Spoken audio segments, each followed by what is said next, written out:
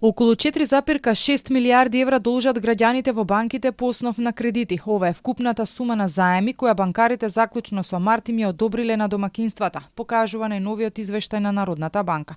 Од бројките може да се види дека кај овој вид на кредити има раст од над 11% или за само еден месец. На домакинствата им се одобрени нови кредити во висина од над 60 милиони евра. Иако веќе извесен период има значителен скок на цената на квадратот, интересот за стамбените кредити и натаму расте. Според извештајот на Народната банка, заклучно со март, банките одобриле скоро 2 милиарди евра од овој продукт. Неодамна оттаму соопштија дека потрошувачките кредити се оние кои се уште се најбарани.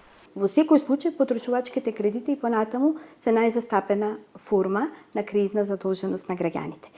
Во однос на стамбените кредити, да, во право сте, значи на еден подолг период на континуирана основа гледаме раст, посилен, 15-16%, но исто така оно што можеме да го забележиме и е изголемување на бројот на активни кредитни партии врз основа на стамбени кредити. И од бизнисот се повеќе одат по кредити на шалтерите во банките. И кај оваа категорија се забележува раст на кредитирањето, па така вкупно на граѓаните и на фирмите, заклучно со март годинава, одобрени им се заеми во висина од над 9 милиарди евра.